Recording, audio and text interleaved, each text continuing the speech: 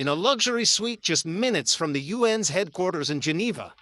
The doors closed with a thud that echoed louder than anyone expected.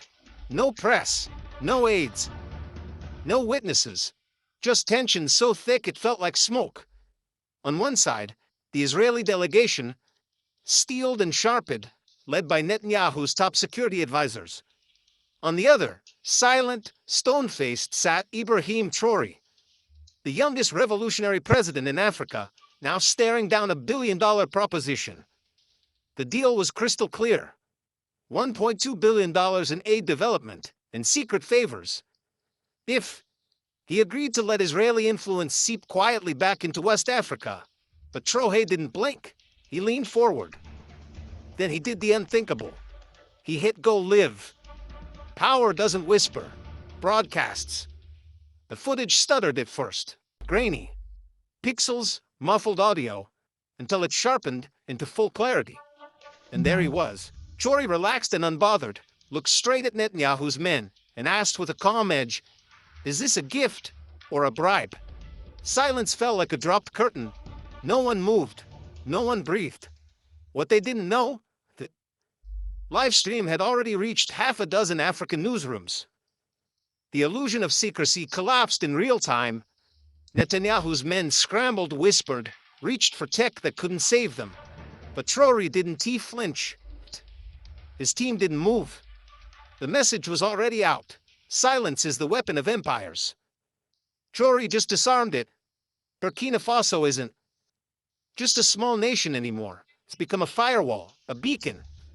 Traoré had kicked out French forces, closed Western intelligence bases, exposed quiet Israeli operations in the Sahel. For Netanyahu, this wasn't just about money.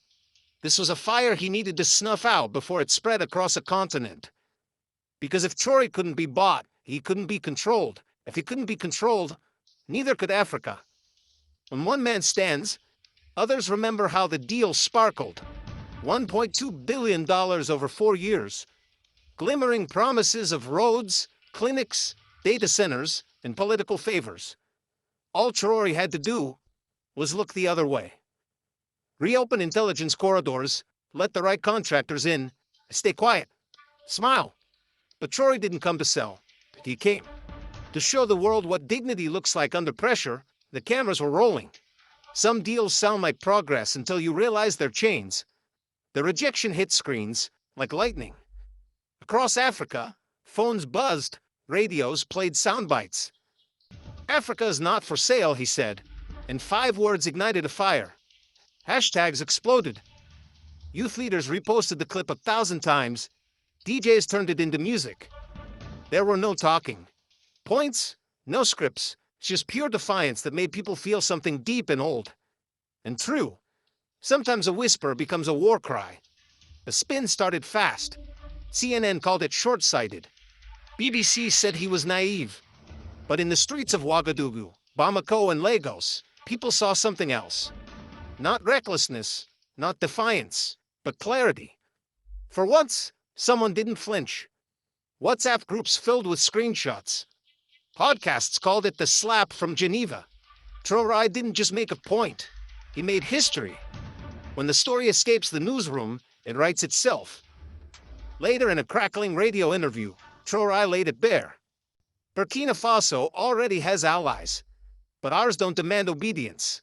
Turns out, India, Turkey, and African neighbors had already pledged support, with no strings attached.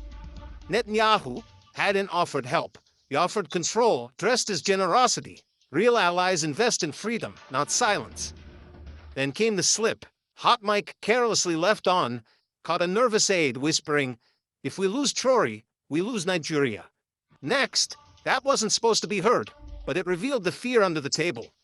If Burkina Faso stood firm, other giants might rise.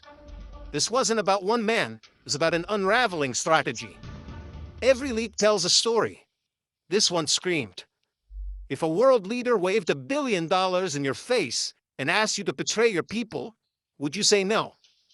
Sound off in the comments, because Traoré didn't hesitate, and the world felt it. Like this video and subscribe. To Traoré Uprising, if you believe loyalty can't be bought. A few days later, Traoré spoke again. No notes, no script, just a single piercing sentence. Do not let your leaders trade your dignity for development loans across the continent.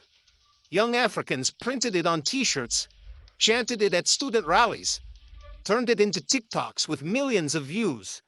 For the first time in years, someone had spoken the truth plainly.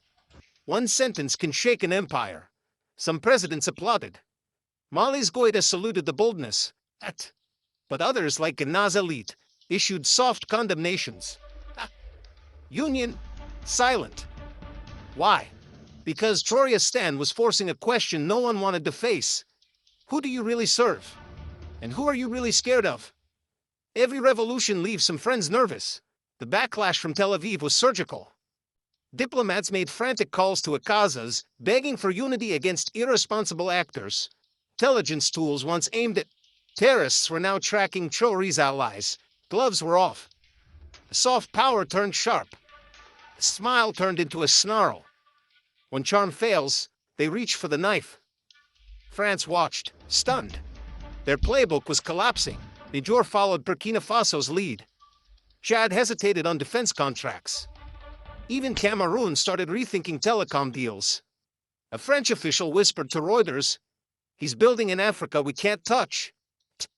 That's exactly what made it dangerous. Empires don't fear weapons. They fear ideas. Africa was already moving. New deals were inked with Brazil, with Russia, with China. African resources, once sold to Europe at bargain rates, were now being auctioned to the highest bidder, and the buyer wasn't always Western. Netanyahu didn't just lose a deal. He lit a fuse. Sometimes rejection spreads faster than revolution. Netanyahu's critics at home pounced. How could he let a backdoor deal blow up on camera? Opposition leaders demanded accountability. Even allies began calling it a diplomatic disaster. The Geneva footage wasn't just trending in Africa. It was embarrassing Israel in parliament. In politics, humiliation is the most expensive currency. Traoré's last statement wasn't a speech.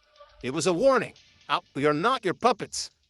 We are not your projects. We are the future. Then he turned his back on the delegation, camera still rolling. No handshake, no farewell. Just silence, the kind that echoes. Dignity doesn't need applause. It needs endurance. In Nairobi, students marched on IMF offices. In Johannesburg, young leaders called emergency town halls. Even in Lusaka, civil society groups cited Traoré's speech in their petitions. One act of defiance had mutated into a movement. Sometimes courage travels faster than aid.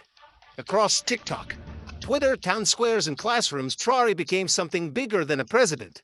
He became proof that you can say no, that you can stand, that even if you're small, you're not powerless.